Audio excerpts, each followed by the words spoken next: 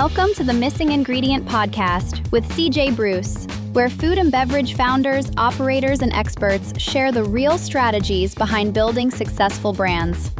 Let's jump into today's show. Hey, I'm CJ Bruce, and welcome to the show. This is the podcast for founders and leaders of high-impact food and beverage brands who are serious about scaling. Each episode, I sit down with the people who power the F&B industry, brand operators, agencies, vendors, and retailers to unpack what actually works for brands in the $5 to $100 million range. This episode is sponsored by The Missing Ingredient, a food and beverage marketing agency that believes a better future starts with food. We partner with purpose-driven brands to drive growth through smart, results-focused marketing. From brand awareness and performance marketing to content, influencer partnerships, and AI-driven workflows, we act as a true strategic partner invested in your long-term success. To learn more about how we help food and beverage brands grow, visit themissingingredient.com today. I have Chad here at Rise25, who's done thousands of interviews with successful entrepreneurs and CEOs, and we've flipped the script and he will be interviewing me. Chad, welcome to the show. Hey, thanks so much, CJ. Great to talk to you. Great to be here. Hey, this is one of your first episodes, so I'm kind of looking forward to finding out a little bit more about you and your background and The Missing Ingredient. So tell me, if you could, as we get started here, tell me a little bit about your background prior to founding The Missing Ingredient, and then what inspired you to start it. Yeah, so I started, I studied film and political science in school, and then I moved to LA to get into film. And during that time, I started making my own content in addition to working on some film and TV projects. And I was putting it on the internet, and it was, the question at the time, it was YouTube and other channels. And it was, after all my friends and family watched the videos, how do we get other people to see it? Mm-hmm. And that's really what got me into marketing. And so then I started figuring out video marketing and how that worked. And then I started an agency in LA, and that kind of evolved into a video ad tech company and another agency. And we were essentially a viral video marketing agency for large brands and other larger agencies that would use us as a vendor. And so that got me into marketing and content in the early days. And then after doing that for a while, I hit a point where, I felt like the work we were doing, while it was initially exciting and cool to be working with these large brands, I didn't feel like I was really impacting their business that much. I also didn't feel like their businesses were that impactful, or I was that excited about the actual net product that they were producing.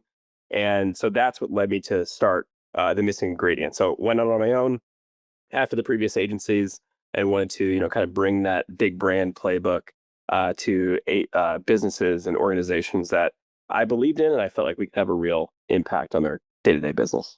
As you were starting out, kind of producing your own content, trying to get past, having friends and family watch, what was there one thing you learned, without giving away any major secrets, to being successful in causing other people to watch your stuff? I think there were a number of things. I think that some of the examples would be collaborations, right? Collaborating with other people who already have an audience or who are interested in promoting what you're promoting. At the time, there was also a lot of video SEO components. So it was, how do you make it so it's visible in search, specifically for YouTube? And, YouTube is the number 2 search engine, also owned by Google, and they're all kind of blended results. So that was a way to get visibility. And then the, consistency, consistently posting and trying things. And I think that was maybe a really big one, was not being too precious about, what you're producing and what you're putting out, and really, you got to get out there, you got to go through the motions, you got to figure out what works and doesn't work, and see the data that comes back and use that to inform, what you continue to do next. Was that difficult for you to, I feel like a lot of content creators would be really kind of uptight about what they put out there. Was that something that was hard for you to accept, or did you just go with it?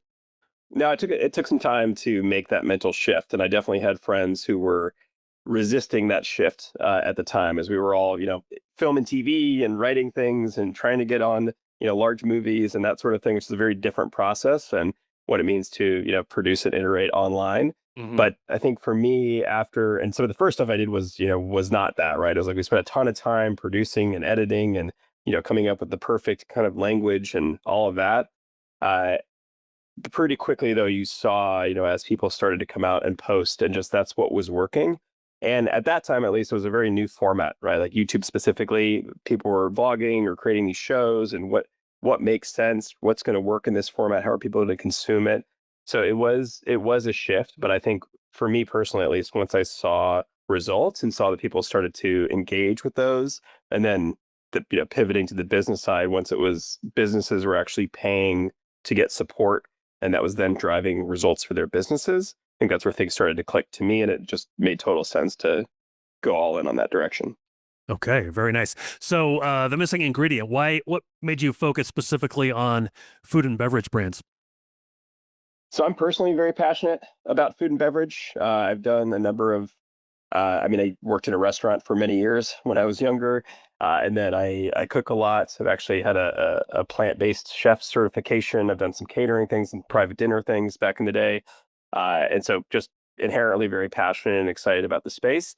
And then the other piece, there are a few pieces. So that's one piece. Another piece is, we think about, I mentioned the impact with the work.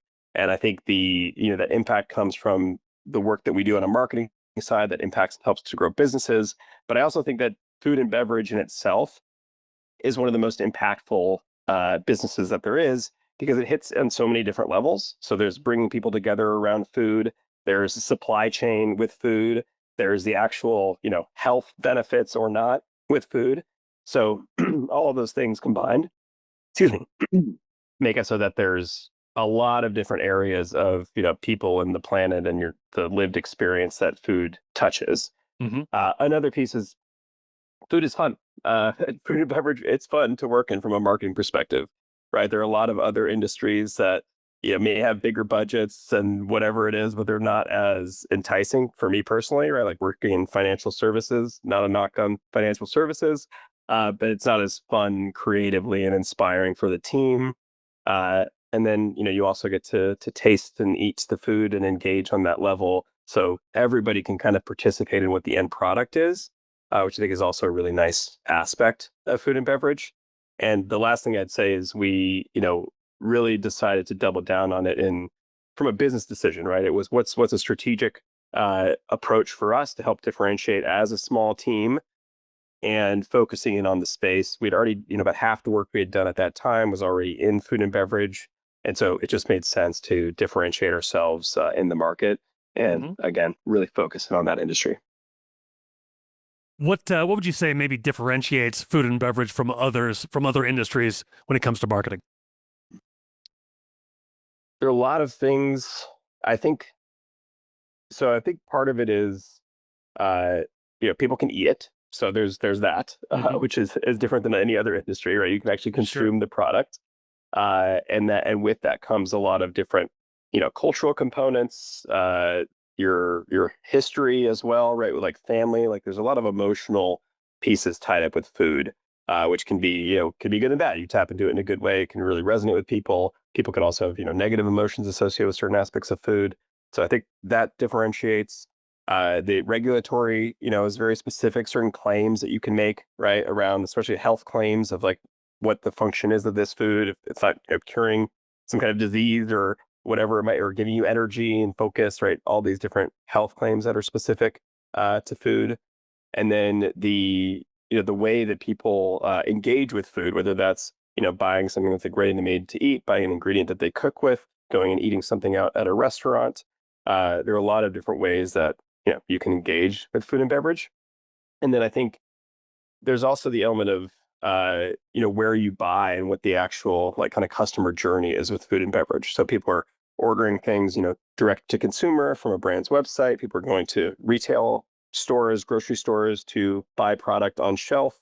And then there's the whole retail world of the natural specialty versus like wholesale grocers, right? Like all club, like there's all these different categories in there. And then sites like Amazon and other marketplaces. So there's that aspect of how the product is actually sold and gets into the hands of people that is unique, I think, to food. Hmm. And trends is another piece, very much evolving on an ongoing basis. So it's always new, right? Whether that's talking about your macros or specific diet trends, or more recently like GLP-1s, right? It's changing how people eat, it's changing people's appetites, and so that affects food. Uh, yeah, there's a lot of things that make it, I think, really a unique space and dynamic and exciting. Yeah, I would imagine. So we'll definitely get into how you use data to inform your strategy for clients. But tell me, how does tell me if or how your certification, your familiarity with plant-based cooking and your certification affects how you approach marketing in terms of food and beverage. So I think having that gone through that was really just, kind of a personal, I Yeah. wanted to learn how to be a better cook and cook in different ways that I had maybe grown up with. But understanding that, and then also, working in restaurants and being on the ground, I just have a very tactile, direct sense of what it means to cook products, to come up with, new recipes and ingredients. So I think that it gives me a different perspective than maybe other people who could be in digital marketing and they know that and they're like, oh, food seems interesting. You're not as connected to what like a founder's mindset would be in coming up with a Mhm. recipe or trying to commercialize something that they came up and cooked at home. And I think another aspect is I get just excited about playing with the food that we know of our clients, right? So it's like I will just naturally take an ingredient, try to make something with it, give feedback, or actually like share like, hey, this is what I discovered in using this. And when we think about the consumer that we're going after, right? They're not always the kind of super in the weeds foodie like I might be, but having that consumer mindset where it's like, yeah, I know, people who are looking to buy new foods, right, and explore foods and how they might explore foods. I've done a lot of that myself. I go to the grocery store all the time, so I am the kind of, super consumer in that way, Mhm. which I think helps in, understanding where people's mindset might be and how different segments of food consumers might engage with the brand. Okay, sounds good. So how do you use data also to inform strategy for clients? Yes. So everything we do is grounded in data. And so we do, upfront research. Yeah, generally most clients are starting with an audit. So we'll go through kind of all of the data that they have, right? Whether that's their website, their e-commerce, the marketplaces they sell on, the assets that they have, the ad campaigns they've run, the email campaigns they've run, what they're posting on social. So just a deep understanding of, what are the data points in all of these different areas of what's, currently being done or has been done before, and then paired with additional research on our own. So looking at competitors, right? What are competitors doing on social? What are competitors' reviews online? Right? What kind of products do they have? How are they pricing themselves? What does all that look like? So the kind of competitor research, and then broader market research. We're pulling in from different data sources to see how are different, say, generational segments engaging with this type of product. Right? What are those trends that I was talking about earlier? Where does the brand or product intersect with those trends? So a lot of upfront research that we'll do to get grounded and what's the current state and what are the current kind of threats and opportunities. And then once we get going, so from that we put together a plan and then we start to execute that plan, and then everything is iterated on based on the data. So as soon as we can, we get things in market and we start to gather real data back that tells us, are we on the right track or not? And then based on that, we iterate on the strategy. So it's a continuous improvement is a core value for us. And we do that, internally with our own team and processes and also with clients. And the majority of that process is rooted in data. Is there a data point or insight that has ever surprised you? All the time. Yeah. I think all the time it happens. Like some examples would be, working with really big influencers. You look at an influencer, they have 1 million followers. This is going to be amazing. We get them to post about our brand and there's no results, right? Mm. You don't, or you get very little results compared to maybe the investment.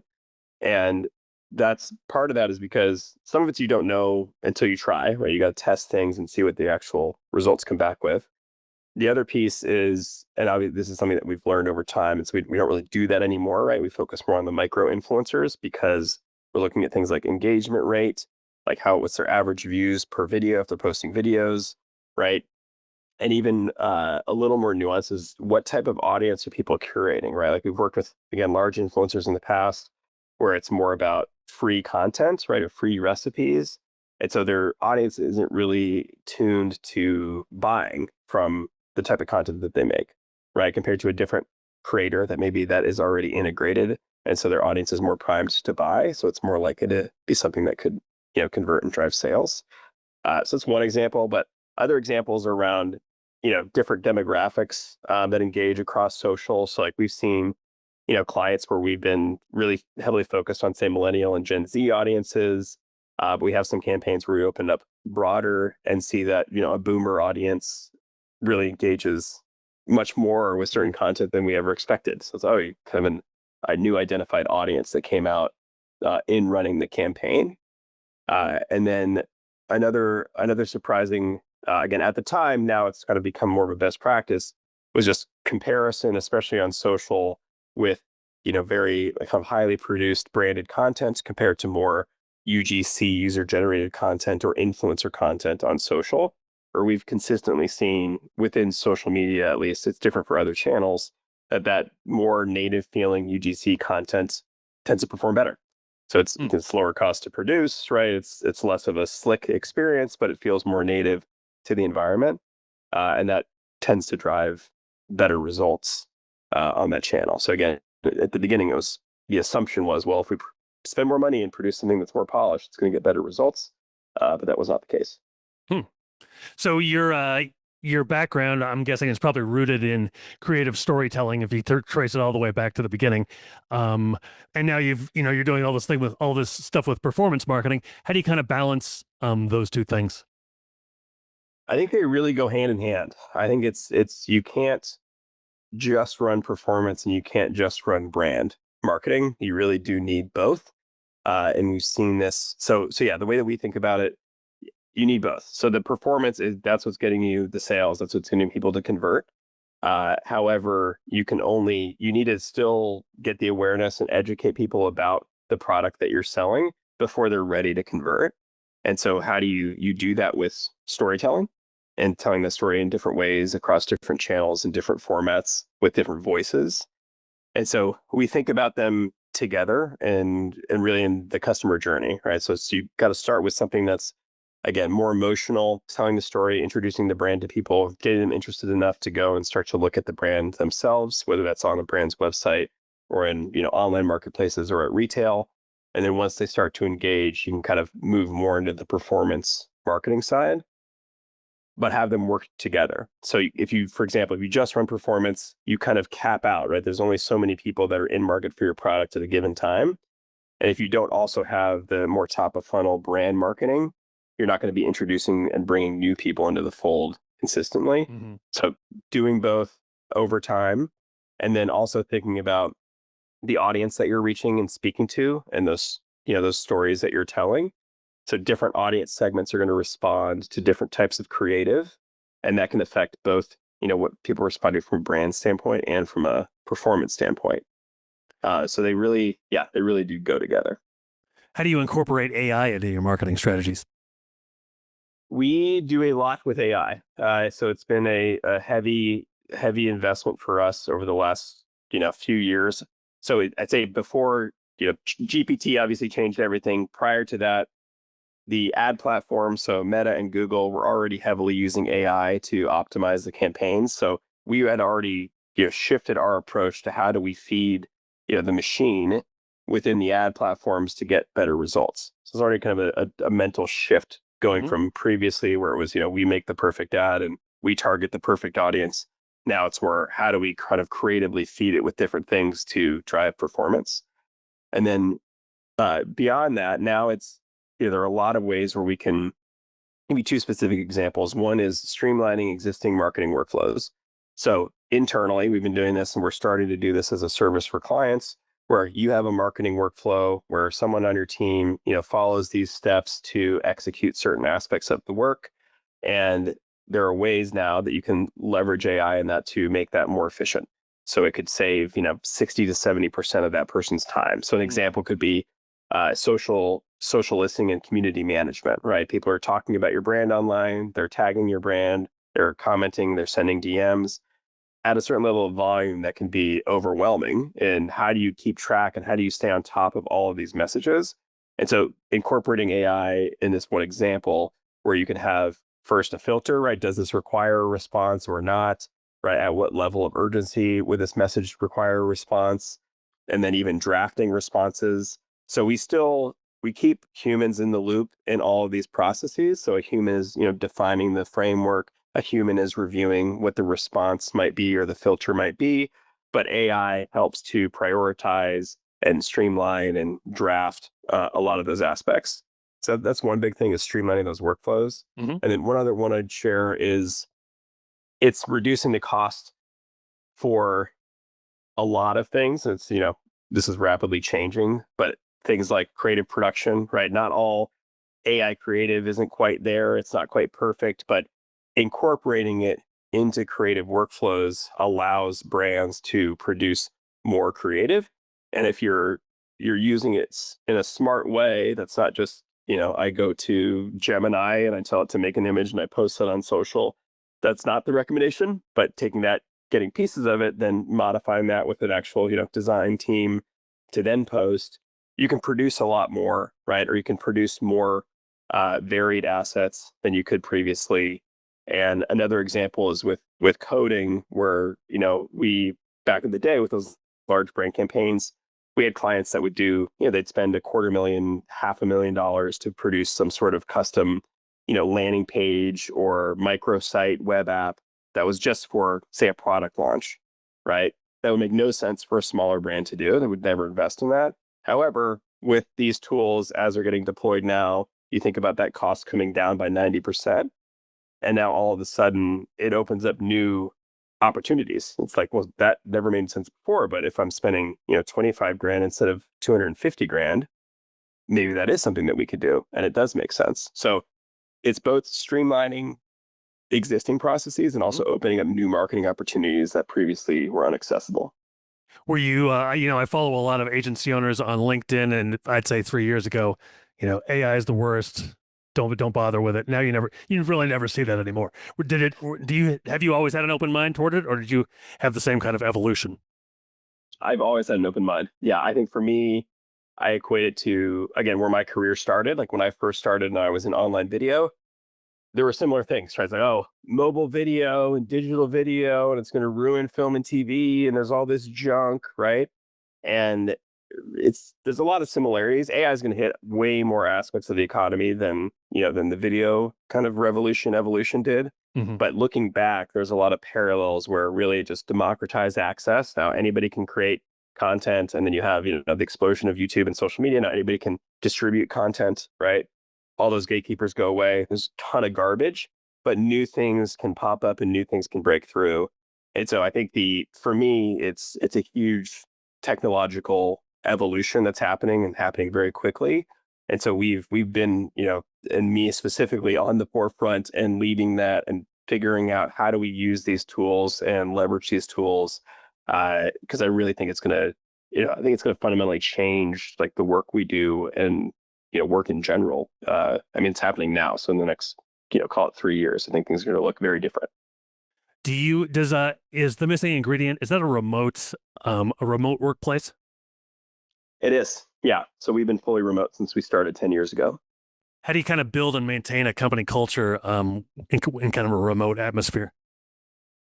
It can be challenging at times. We've definitely, so that was part of, for me in starting the agency, that was a key piece for me, was I wanted to have that flexibility of, when I work and where I work, be able to work when traveling. So it was really important to me from the beginning that like, we need to have this as a component. And then the question was, well, how do you do it? So it's evolved a lot over the years, but today we have a weekly all hands meeting with the team. So everybody's on that call. We do a weekly question of the week. So it's kind of an icebreaker type question. So everybody on that call, we get, we hear a little bit of, wins from the previous week, a highlight from your weekend, and then this question of the week that gives some space every week. It's usually short answers, but lets everybody get to know each other better, builds the bonds of the team, and really helps to, again, get people to engage on the human level that's sometimes difficult when you have a remote team. And then we do some other remote team building things like a book club, and we do a remote holiday party. And we have, channels on Slack that are just kind of for sharing, fun stuff or things people are doing with their kids or their hobbies. So all of those elements, I think, have really helped to build and engage the remote culture. Sounds good. As we kind of wrap things up here, do you happen to have maybe a success story of a client that the missing ingredient has helped scale? Yeah, I think the one that comes to mind is Sumo Citrus. And so Sumo Citrus is a citrus fruit. It's Decopon variety, and we've been working with them for going on 6 years now, and we've really helped to build their entire marketing system. And so they have an internal team, and then it's us on the media and the digital marketing side. We partner with a creative agency called Both In, and the PR agency called Allison PR. And really, it's the 3 agencies together that have been, pushing and growing this brand over the last roughly 5 years. And in that time, everything scaled up basically. I think the last stat I saw was they 5x their sales over 5 years.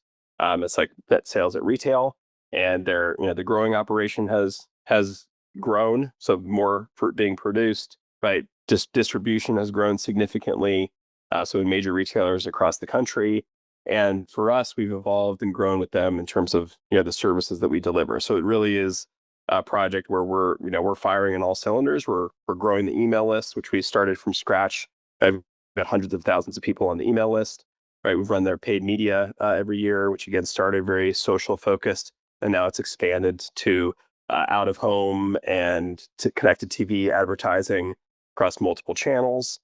And the influencer play is another one. They had kind of a core at the beginning, some just organic influencers that were posting. And we developed this really robust influencer program with them over those 5 or 6 years, and seen tremendous growth both in the sales I mentioned and then also their overall brand awareness in the US. Do you find yourself, even with all your experience, learning new things with all of your campaigns that you're currently even running? All the time. Yeah. I think it's part of what keeps it interesting and keeps it fun. There's always something new. And we talked about AI as something new. And in the last few years, the retail media, so that's running ads on retailer websites or through Instacart. And that was, didn't exist when we started. And now it's a huge part of what we do. So there's always something new that's coming up. And you're always, and there's the new trends on the food side, right? And we're different ways of producing food, different ways that people are consuming food, the kind of international inspiration component too, from just the food perspective. So constantly learning new things and learning new things from our clients, right? And our partners that we work with. So it continues to be engaging and, continue to grow and learn. Sure. Yeah. And speaking of learning new things, I'm sure anybody who tunes into this podcast will learn something new. What are you most looking forward to about hosting it?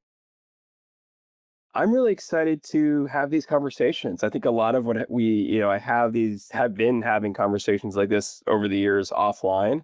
And I think having a space where, I can formally talk to all of these creative and driven people in the food and beverage ecosystem, and to be able to share that knowledge more widely and see, how people respond to that. I'm going to learn, through this process. I was just thinking about getting things set up and thinking about questions for people. And it's like, there's a lot of these questions that I haven't really asked people before, even if we've been working together for years, so being able to get to know people a little bit more in this format, I'm really excited for that part too. Okay, sounds awesome. We'll look forward to future episodes. Hey, it's been great to talk to you today, CJ. Thanks so much for having me. Thanks, Chad. Appreciate you being on. So long, everybody. Thanks for listening to the Missing Ingredient podcast. We'll see you again next time, and be sure to click subscribe to get future episodes.